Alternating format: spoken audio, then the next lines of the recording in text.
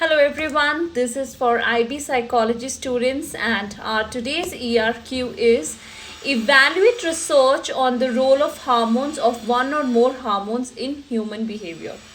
So like the command term says that evaluate means in this ERQ we need to focus on the strengths and weaknesses of what? So it says role of hormones in human behavior means you need to write supporting studies from biological approach hormones topic and write the strengths and weaknesses of the same. So let's see how we answer the question. Let's get started.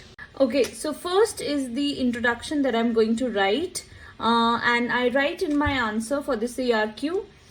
Mekoff and Cahill 1995 and Newcomer et al. 1999 examined the roles of adrenaline and cortisol on human memory. Hormones are chemicals that affect human behavior. They are secreted by glands in the endocrine system and are released into the bloodstream, meaning they take longer to produce changes in human behavior than neurotransmitters. Hormones can only produce reactions in certain target cells that have appropriate receptor sites for these specific hormones. The hormone adrenaline secreted by the adrenal gland is responsible for arousal and the fight or flight response. It increases the heart rate, blood pressure, and respiration. Cortisol is also secreted by the adrenal gland and is responsible for controlling blood sugar levels, metabolic regulation, and its level rise during periods of stress. So what I've done here is I've written the introduction. I've written that what all studies I'm going to mention in my ERQ, and I have written, something about hormones. What are hormones? What are the features of the hormones? So this is a basic introduction that I've written. Now next comes in the study, supporting study that I have to write, and it goes like this. Psychologists believe that the stress hormone adrenaline plays a role in the creation of emotional memories. Adrenaline is responsible for stimulating the sympathetic nervous system. Cahill and McGaw conducted a lab experiment in which there were two groups of participants. The first group was shown 12 slides accompanied by a rather boring story about a boy that was visiting his father in a hospital. The second group was shown the same 12 slides but told a traumatic story about a boy that was in a car accident in which his legs were severed. After the story, the participants were asked to rate their level of emotion. 2 weeks later, the participants were asked to come back to answer a set of questions regarding the stories they were told.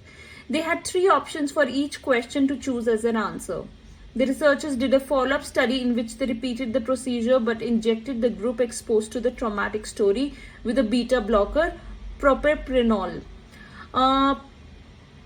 Propranolol interferes with the release of adrenaline and prevents the activation of the amygdala to prevent the formation of emotional memories. Now, we have written the supporting study. We also need to write the evaluation part, that is the strengths and the weaknesses. We are going to evaluate the study here. So in this study, the group exposed to the traumatic story had better accuracy in terms of remembering details. They were also more capable of remembering details from the slides compared to the group exposed to the uninteresting story. In the follow-up study, the group that was injected with beta blockers and exposed to the traumatic story performed no better than the group exposed to the non-emotional story.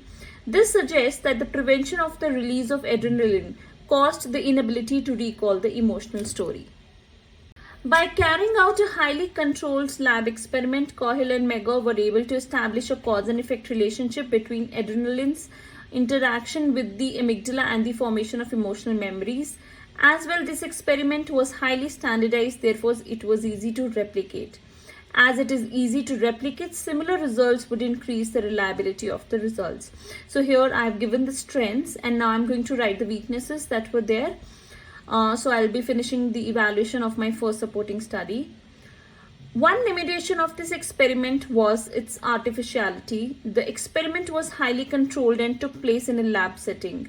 Questioning its ecological validity, instead of experiencing the event themselves, they were told a story accompanied by 12 images in a lab environment. In addition, the participants self-reported their emotional state. There were no objective measure. So I'm done with the evaluation, and next comes in the second supporting study that I have to write. So here it goes. In an experiment conducted by Newcomer et al., the effect of levels of cortisol on verbal declarative memory was tested. The participants were matched to one of three conditions based on age and gender. In the first condition, the participants were given a 160 mg tablet of cortisol daily during the 4-day experiment. These tablets produced a level of cortisol that one would experience during a major stress event. The second condition had the participants take a 40 mg tablet of cortisol per day. This level of cortisol replicates the level of cortisol experienced by someone during a low stress event. The last condition had participants take placebo tablets. The function of this was to provide a control group that eliminated the effect of taking a pill in itself. Each participant had to listen to a prose paragraph and then recall it in over a period of 4 days. This was done in order to test their verbal declarative memory. Now, as you know that I have written the second supporting study, I need to write the evaluation part, that is the strengths and the weaknesses of the same. So this is what I write.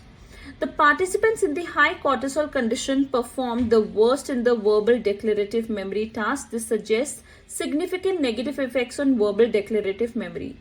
On the other hand, the low levels cortisol condition showed better recall than the placebo group. These findings suggest that low levels of cortisol actually may enhance verbal declarative memory. As the researchers manipulate the independent variable, a cause and effect relationship was established, particularly the effect of cortisol levels on one's verbal declarative memory. This experiment was highly standardized, therefore easily replicable. Replicability suggests high reliability of the experiment's findings. This was a double-blind laboratory experiment. This meant that neither the experimenter nor the participant knew which group was receiving the cortisol pills or placebo pills. This eliminated demand characteristics such as the expectancy effect, in which the participant acts the way they think they should act in order to produce data that aligns with the hypothesis. The participants were aware of the dose of cortisol they were given, therefore couldn't try to produce any desirable results. Given that the experiment was conducted over a period of 4 days, extraneous variables from the participants' daily lives were not controlled, suggesting low internal validity. Depending on the events of the participants' day, the levels of cortisol could have fluctuated and influenced the findings. So I'm here done with the evaluation part, which was very, very important, and you must know how to evaluate, how to write the strengths and the weaknesses of the study. So I hope you got an idea the way I did in this answer. You can do the same, or you can write a similar in a similar pattern, the strengths and the weaknesses. And last goes our conclusion, which again is for 2 marks. And I write a small conclusion. I would suggest that you go for a longer one and give more in-depth details.